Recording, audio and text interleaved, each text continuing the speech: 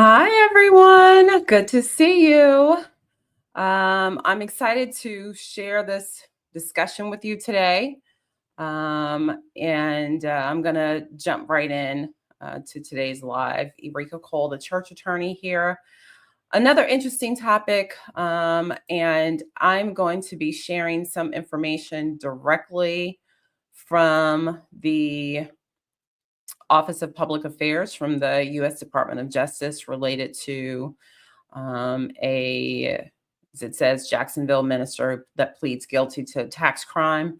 But I really want to tie this in, not so much about this particular individual who I don't know. And again, he did plead guilty. So I think there is the presumption there. So I want to make sure a presumption there because he did plead guilty that these allegations he has indicated are true. But it's really the bigger point that I want to make sure we cover, the bigger issue I want to make sure we address is how we can, within our churches, do our part as best we can to protect both the vision and the visionary. And a big part of that is governance. I can see you all here. Welcome. The church governance is just such a huge component, and you'll really see that as we sort of weave into the discussion today.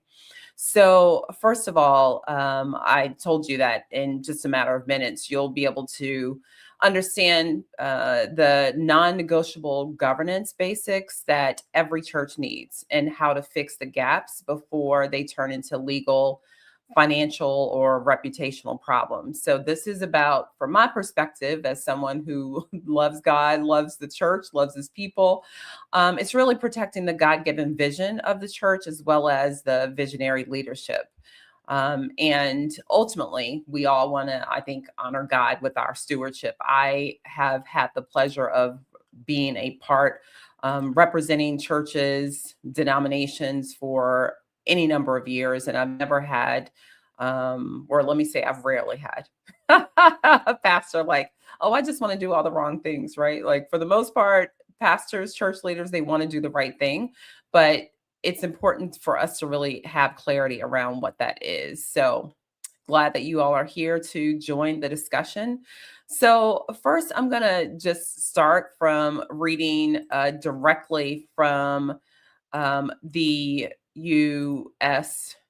Um, Department of Justice site. So this is what it says. It says Jacksonville minister pleads guilty to tax crime. Defendant obstructed the IRS's efforts to collect more than $600,000 in taxes. And it says a Jacksonville minister pleaded guilty to obstructing the IRS's efforts to collect his tax debts.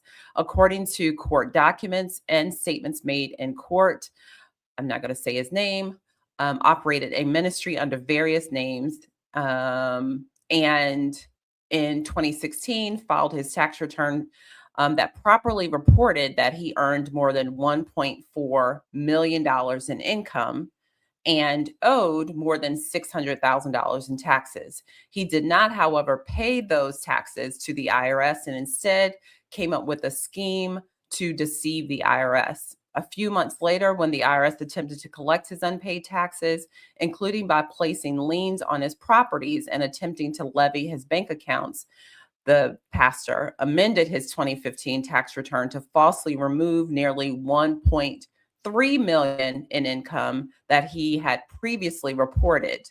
To accomplish this, this pastor hired a new accountant and provided the accountant with a fictitious backdated employment agreement that provided for an annual salary of $120,000 and an annual parsonage allowance of $24,000. This pastor represented to his accountant that this was all the income he earned, and also represented to third parties on his credit applications, financial account openings, and lease applications, and otherwise knew that the income he actually earned far exceeded what was reported. So unfortunately, this goes on to indicate that this obstruction cost a loss to the United States between $550,000 and $1.5 million, and that there is a maximum penalty of up to 3 years in prison. So these are obviously serious things. Hi, welcome. I'm definitely not AI. I don't know who would even ask that question. I'm going to just ban and delete on that one. So the bottom line is we really want to make sure that we give strong attention to the internal operations of our church. It's amazing how sometimes we think that this is sort of administrative, right? It's not really important. It's just kind of administrative. But one of the key tools that every church needs to have when we talk about governance is these non-negotiables that we're discussing today. And the first is bylaws, right? So when churches run into serious trouble, whether that's IRS problems like what we just shared about, internal conflict or board disputes or even lawsuits, it's rarely because people have bad intentions. It's usually because the church didn't have the right governance foundations in place. So we're not talking about red tape, right? It's really about stewardship, about protecting the mission that God entrusted to the church and to the people who lead it, because we want both the vision and the visionaries to be protected. So today I want to just walk you through some core governance areas that every church has to get right and show you practical tools that makes this manageable. It doesn't have to be overwhelming. So again, let's start with the document that quietly controls almost everything that your church does, and that's the bylaws. So the bylaws is the most overlooked risk tool. Why? Because bylaws are a legal document. Yes, it's an internal governance document, but it's definitely a legal document. So it's really critical that we understand what the law requires in the operation of the church. So the articles of incorporation, for example, are filed with the Secretary of State wherever your church is formed. But internally, right, as relates to its operations, that is a document, the bylaws, that is managed internally, right? So it's something that your church has to make sure it keeps record of, that it keeps it current, and that you have the most recent version of the document, which can also be an issue. So one of the most common problems is outdated bylaws. And when I say outdated, if they haven't been reviewed in 10 or 20 years, they're certainly going to be outdated, right? Because the laws change every year. There are significant legal changes, and you've got to make sure that they are updated accordingly. And then bylaws that don't match what you actually do, right? There a lot of times when I've connected with churches and I'll ask for their bylaws, they'll say, well, here they go, but we don't really operate like that. And so the bottom line is, if you have bylaws that aren't incongruent with how you actually operate, then that's going to be an issue, right? That's a common problem. And then, I love churches and church leaders.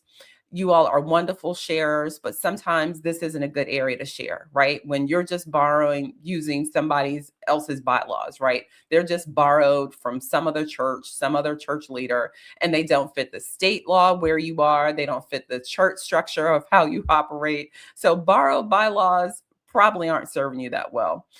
So when do bylaws need to be updated? They're generally need to be updated when there are significant changes in the law, or when you're having significant internal changes, right? So maybe you used to be a part of a denomination, or maybe you didn't have any insights as to like what you were supposed to be doing when it came to maybe transitions or bringing on a new pastor.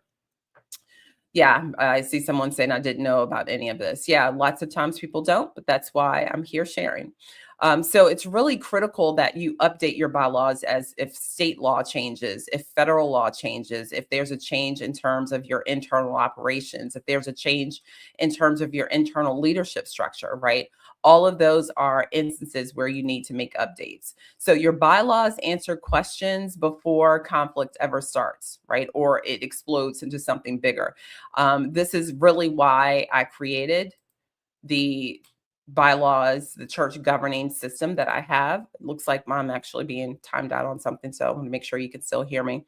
Yeah, that's a big reason why a part of the governance bundle that we created really addresses issues related to bylaws.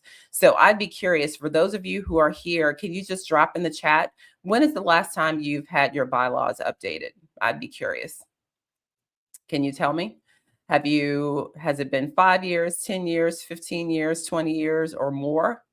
And I've also often found that a lot of churches, thankfully, that I've had the opportunity to connect with, they've been around for a long time, right? So that longevity is great.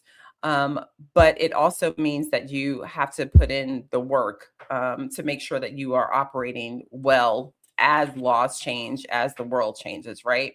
Another part of the critical changes that you want to make sure is that your board has a level of training. Most of the time, church board leaders, as I often say, they lead because they care about the church, they love God. Someone asks them to serve, so they say yes, but they often don't get the training and insights that they need to be able to serve well. So you may have heard this term, it's a legal term of fiduciary. Fiduciary means that you serve in a role that the law says you have accountability and responsibility to the organization. So if you're a pastor, if you're an executive pastor, if you are a you actually manage the finances in some way. All of those roles create a fiduciary responsibility, especially if you are a board member. So these are areas that we want to make sure that that the board members are clear about their fiduciary duties, their legal duties, because those duties mean that you have responsibility, and the choices that you make obviously impact the church and can impact the decisions that and the way that the church is actually moving forward. So anytime the board decisions are risky, um, yeah, you grew up in a pastor, yeah, home. So it is real. So the reality is that you want to make sure that you are careful about how you structure your board, about we use the term board composition, but who sits on the board. Sometimes it can be challenging when the board is mostly family members, right? The law frowns upon that. The IRS frowns upon that. The expectation is that you have a majority of the people on the board who aren't related by blood or by marriage, right? Um, DeAndre Douglas asked how many board members are recommended for church boards. Well, that really goes back to your bylaws. Generally speaking, the law is going to require a floor, right? A minimum number. In some jurisdictions, that minimum number can be as low as 2 or 3. But that doesn't mean that you only want to have a board of 2 or 3. You want to make sure that you have a sufficient number to have a robust level of effort in operating the church, but also not so much that it becomes onerous, right? I've seen churches say, well, we'll have a board of 21 or 23. Usually some odd number is good, but too big of a number is too much. So I've generally seen somewhere between 5 and 9, or maybe as much as 11 work well. But once you start going over those numbers, it can be difficult. So how many you must have is generally governed by state law, so where your church is located. But the maximum number, usually the law doesn't give you a maximum number, but I've seen as a practical matter of doing this work for over 20 years that it gets a little unwieldy. You're welcome if you go over that like threshold. If you're an average size church, usually somewhere in that 5 to 9 number works well. All right. So you want to make sure that you have good bylaws so that you can make good decisions as a board, right? And related to that, you also want to make sure that you have good record keeping practices. This is a real issue for churches. Record keeping can be a problem because sometimes the people keeping the records aren't aren't maybe in the best situated to maintain those records. So sometimes people are keeping records in their personal home, and they are the only people who can have access to the records. Sometimes when there's leadership changes, then the people who used to be in leadership take all the documents with them, and so then the new leadership doesn't have access. That could be a real problem. Lost records after leadership changes, those are issues. Key documents held by individuals instead of at the church or within the church operations is a problem. And then no centralized like document retention system. Like, how do we know what documents to keep and for how long, right? These are really where key policies come into play and are necessary. So I really want to just make sure you also have a sense of just how, thank you so much, Kathy. Glad to share this information. just an important sense of how much governance there is regarding church operations.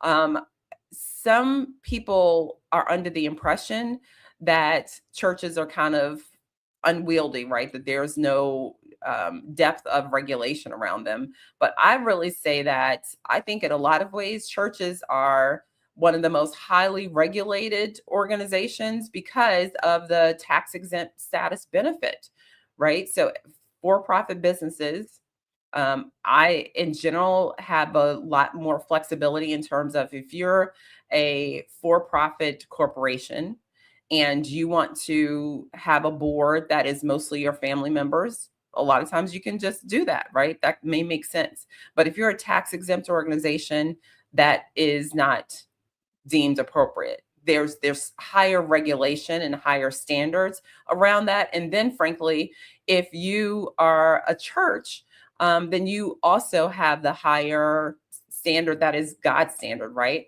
So we want to make sure that church leaders really have the benefit of um, of being able to know what is appropriate for those internal governance and those operations, right? So sometimes because people don't have a good sense of how particular or specialized church law is, they might think, well, we'll just make use of someone who's in the pews, right? So, another attorney who's in the pews, and that could work, but a lot of times it doesn't work because if that person's specialty is, let's say, they do family law, they focus on divorce cases, right? That is not church law. This is a very specialized area, and you want to make sure that you're working with someone who understands that.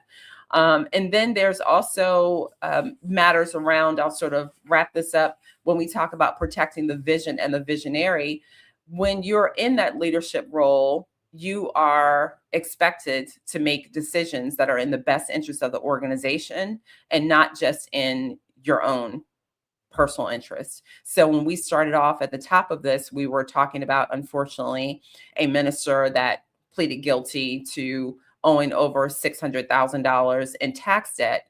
Well, really, internally, there should be a policy related to financial matters and operations, because this is often the area where churches honestly get a bad name, and we don't want to see that happen. So I actually completed and put together, this is something that my team has been working on for a while. Um, all right, James, I'm going to have to pause you here, okay? Um, Churches can really benefit from making sure that they have one place where they can get access to documents and information that's really key to their governance, because we don't want to see issues like what we're seeing now, right? Where there's IRS issues, where there's, I mean, this individual, this pastor has a potential of 3 years in prison. I mean, this is not the kind of prison ministry, right, churches want to do. So I want to make sure that you have the tools that you need to be successful. I'm just going to drop it actually in the comments. You'll be able to get this governance bundle, and it includes information about how to maintain your bylaws and update information as is needed. It's a webinar from me along with a key checklist. You'll also get information that includes what are the fiduciary board member responsibilities, right? I bet 99% of board members have never received anything like that. This is one of the minimum things you could do to help your church. There's also a bonus there that is a way that the board can do a self-assessment. So it's a really amazing self-assessment tool. And I want you to be able to have those things. So check out the core governance bundle. I've put that information there in the comments. I would love for you to be able to have it. Take a look. Let us know if you have any questions. I'm glad that we've been able to have this time together. And I hope that this is a resource that you will make use of going forward. Blessings to you. Have a great rest of the day. Bye-bye.